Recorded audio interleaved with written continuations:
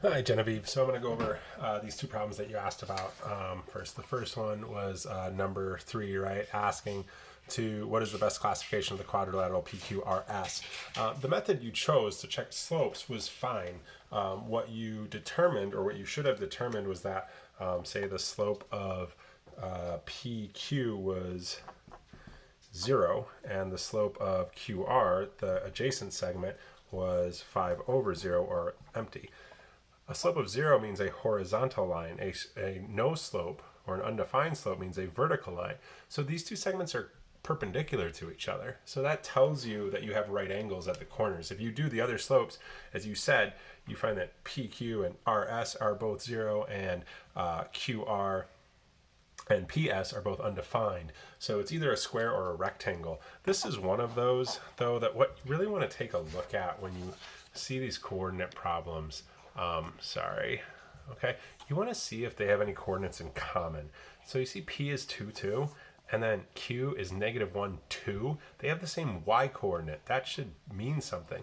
And then if you look at the next 2 points, Q is -1 and R is -1. They have the same x coordinate. So this is one of those where if you graph it, it just solves itself. Okay, so I'm going to zoom back out here. Okay, so if you go to 2, 3, or pardon me, 2, 2, that's right here, and then -1, 2.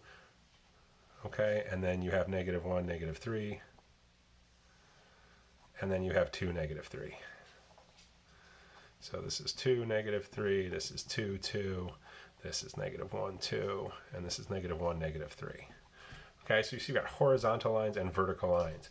And then you can really just count from +2 to -1. This side is 3 and this side is 3. This side, 1, 2, 3, 4, 5. 1, 2, 3, 4, 5. This side is 5. So this is a rectangle. Okay. The slope method was good, but what you didn't recognize was that the consecutive sides were perpendicular. Okay, so now we're going to go on to number 7, which is your octagon problem. So give me a second to draw this up. Okay, that was a fast second, right? I'm pretty good at this. So God bless the pause button. So they tell me in number 7 to find the area of a regular octagon. Octagon, remember, has 8 sides, so it's like a stop sign, with a perimeter of 96 centimeters. Okay, so my formula, remember, is area equals 1/2 perimeter times apothem. So I already know the perimeter. What I have to do is figure out the apothem.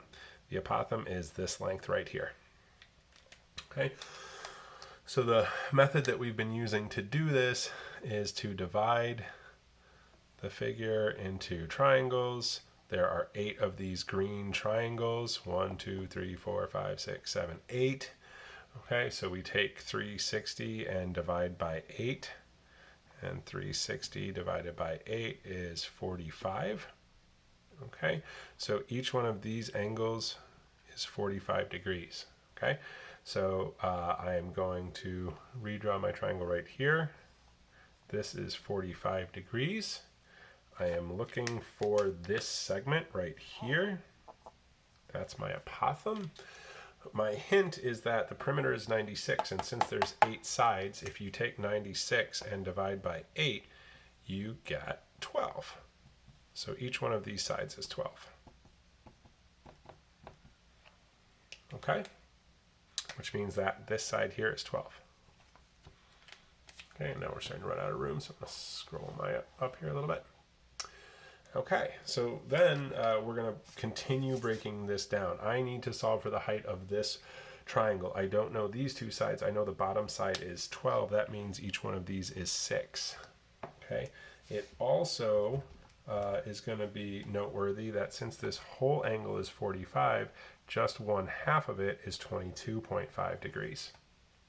And this is the information that I need to glean so that I can solve this problem. Okay, so now I'm going to take, I started by my octagon, I divided up into triangles, I took this triangle, I started dividing it up, and now I'm going to look at this triangle right here, where this is 6, this is the apothem, and this is 22.5. Okay, so I have to rely on SOHCAHTOA at this point. It's not 30, 60, 90, so I can't use that relationship. It's not 45, 45, 90. I have to use SOHCAHTOA.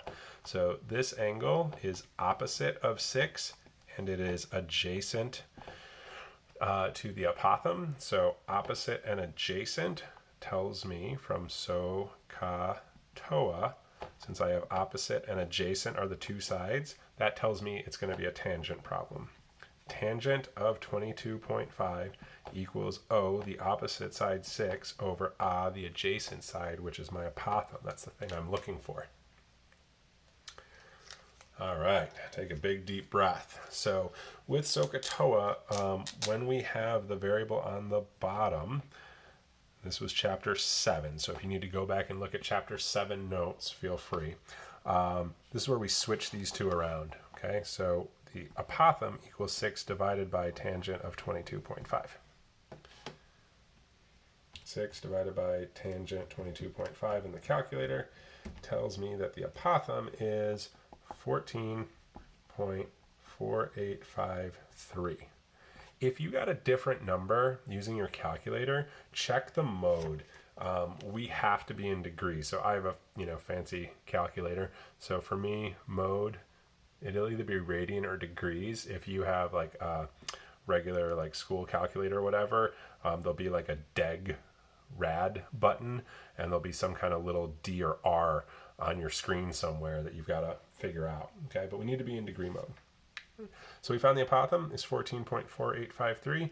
We plug that in right here, and then we just go right to our calculator. Oops, sorry, you can't see.